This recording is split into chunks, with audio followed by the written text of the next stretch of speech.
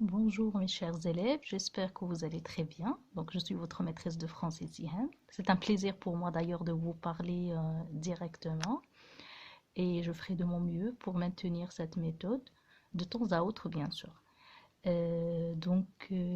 Tout d'abord j'espère que vous allez très bien ainsi que votre famille et je vous demande de rester positif car vous êtes toujours les meilleurs. Et on est tous capables de surmonter et de traverser cette période difficile tous ensemble avec beaucoup de responsabilité et d'engagement de notre part.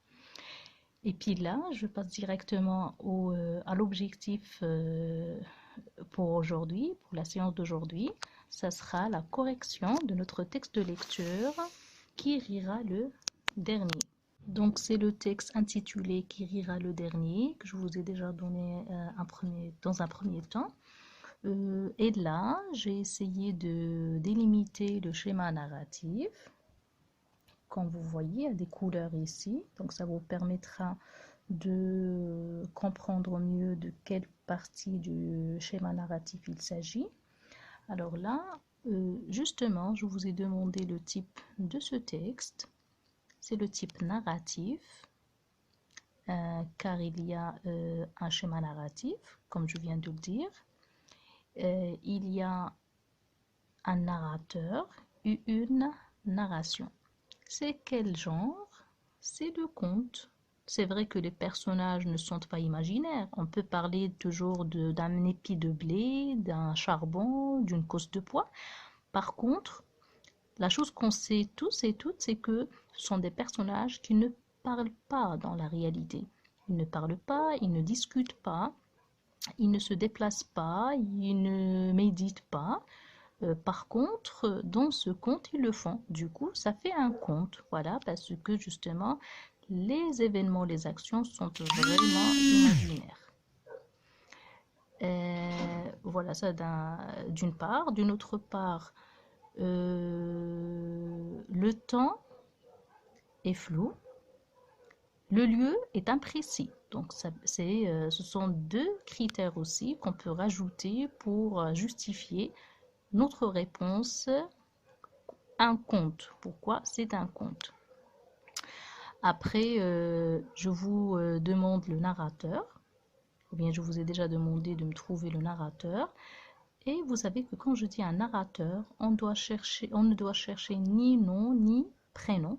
Par contre, le narrateur doit être soit extérieur à l'histoire, soit intérieur à l'histoire. Donc ici, il est extérieur car il n'a pas de rôle, c'est-à-dire il ne fait pas partie des personnages.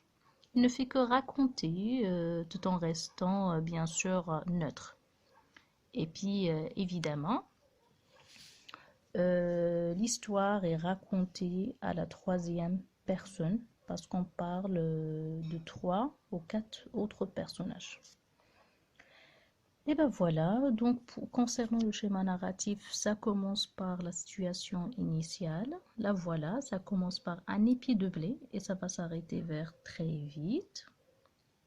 Le temps passe très vite. Donc ici, peut-être que vous avez remarqué qu'on ne commence pas par la formule traditionnelle. C'est tout à fait normal. Je vous ai déjà parlé de ça. Je vous ai déjà dit qu'on n'est pas toujours obligé de mettre au début d'un conte une formule traditionnelle comme il était une fois, il y a des lunes et ainsi de suite. Par contre, on a le lieu ici. Voilà, c'est ce qu'on doit retrouver dans la situation initiale. Il y a le temps, il y a le lieu, on a les personnages et leurs descriptions, leurs actions, et puis on a le calme, tout va bien. D'ailleurs, ici, on a ils bavardaient, ou bien ils marchèrent assez longtemps tout en bavardant. Comment? Joyeusement, de sorte que le temps passa très vite. Ça veut dire que tout allait très bien. Et voilà, c'est pour ça qu'on peut parler de la situation initiale. Juste après la situation initiale, qu'est-ce qu'on doit trouver dans le schéma narratif? Exactement, on doit retrouver l'élément perturbateur. C'est la partie que j'ai encadrée, que j'ai mise entre crochets en rouge. Voilà. Pourquoi? Parce qu'on a le problème. Alors, Le soleil se couchait déjà derrière les collines lorsqu'ils arrivèrent près d'un ruisseau. Et ici, c'est comme une sorte de blocage. Le ruisseau, c'est le blocage, c'est le problème, car ils ne peuvent plus avancer dans leur voyage. Du coup, ils doivent chercher une passerelle afin de gagner l'autre rive, mais en vain. Alors, voilà le problème, voilà l'élément perturbateur. Donc, c'est la chose, ou bien les deux parties que vous avez déjà produites dans votre production d'écrit. Donc, vous êtes capable de délimiter la situation initiale et l'élément perturbateur. Et juste après l'élément perturbateur, qu'est-ce qu'on doit trouver? On doit trouver les péripéties. Voilà, c'est la partie dont on a parlé dernièrement. Et aussi, je vous ai envoyé une vidéo pour vous expliquer ce que c'est que les péripéties. C'est l'ensemble d'actions qui doit être fait par les personnages afin de retrouver la solution de leurs problèmes. Et voilà, en général, les verbes sont au passé simple, comme vous constatez, comme vous pouvez regarder maintenant en bleu. J'ai mis les actions, elles sont toutes au passé simple. Donc, ils se mirent à réfléchir, à discuter. Finalement, regardez les connecteurs logiques de temps alors, et puis on a finalement l'épi de blé eut une idée, il déclara, mais toujours le connecteur logique, ses compagnons ne firent pas attention à ses paroles. L'épi de blé se redressa et s'étendit. Puis regardez, il y a toujours des actions qui sont faites par les personnages principaux afin de retrouver la solution, afin de pouvoir traverser le ruisseau et continuer leur voyage. Et ben voilà, il sautilla joyeusement, se hâta, il devint si ardent, il brûla. Les deux moitiés de l'épi tombèrent dans l'eau et furent emportées par le courant.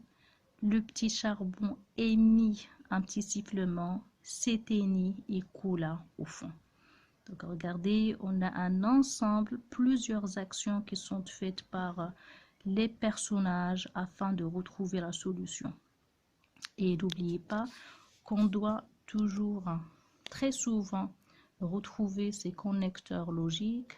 Alors, c'est l'enchaînement, ça nous aide à faire une sorte d'enchaînement, de cohérence, de cheminement entre les actions.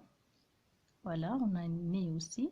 Donc, toutes ces actions ensemble, c'est afin d'arriver au but ou bien à leur dessein, c'est la solution. Et voilà, juste après, c'est ce qui est en jaune, on n'a plus les péripéties.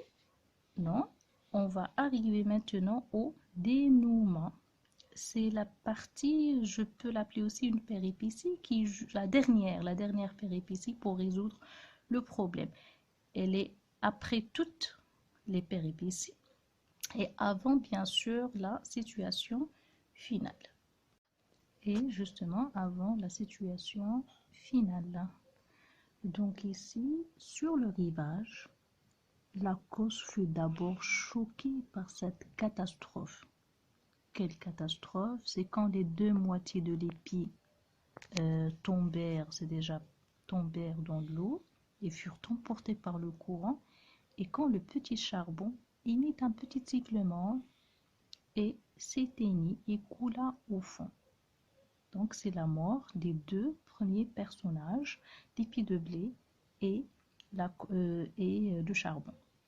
Ici sur le rivage, on a encore la cause de poids, qui fut d'abord choquée par la catastrophe, mais ensuite elle se mit à rire à gorge déployée, c'est-à-dire elle a commencé à rigoler très très très fort. Et puis sur l'autre page, on a le discours ou bien la déclaration de la cause. Je savais bien que cela se terminerait ainsi, mais elle se goussait si fort que soudain elle éclata. Donc se gousser, c'est-à-dire elle se moquait tellement fort qu'elle finit par éclater. Par chance, un tailleur, un brave homme souriant, passait justement par là. En apercevant la cosse déchirée, il fut pris de pitié, sortit de sa poche une aiguille et recousit son ventre éclaté. Et voilà, c'est la fin du dénouement. Juste après, on a la couleur verte.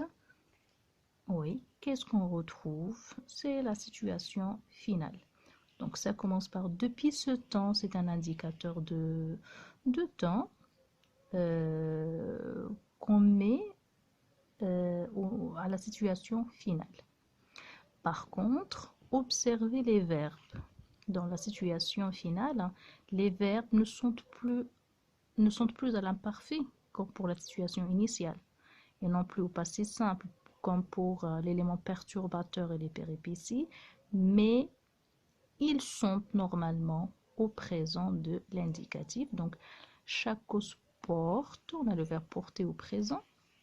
Après, vous l'ouvrez, le verbe ouvrir au présent.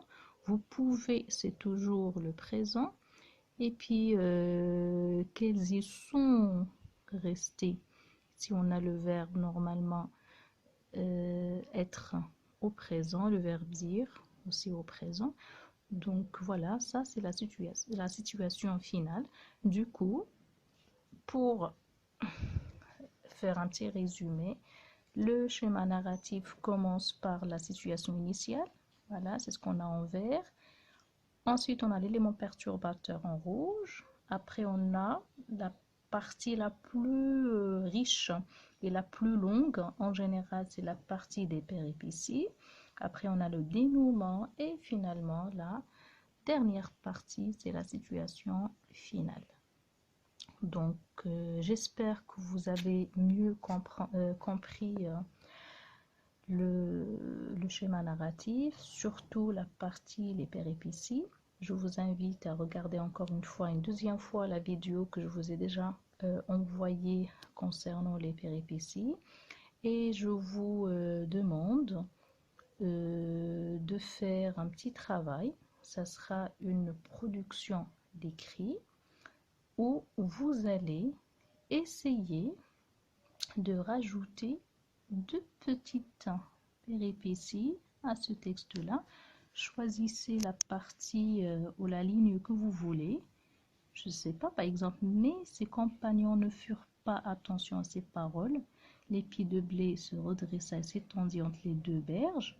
Et puis, vous pouvez rajouter ici deux péripéties de la cause. On va modifier, on va faire en sorte que la cause a accepté d'aider les autres en faisant bien sûr une action, bien une péripétie pour traverser le ruisseau. Donc juste deux péripéties. N'oubliez pas de les commencer par un connecteur logique, mais alors finalement, puis après, ensuite, deux toutes petites. Et n'oubliez pas que les actions ou bien les verbes doivent être au passé simple. Et bien sûr, pour conjuguer correctement les verbes au passé simple, je vous invite à chercher ou bien retourner au tableau que vous avez sur les dernières pages de votre manuel. Vous avez le tableau de conjugaison. Donc voilà, essayez de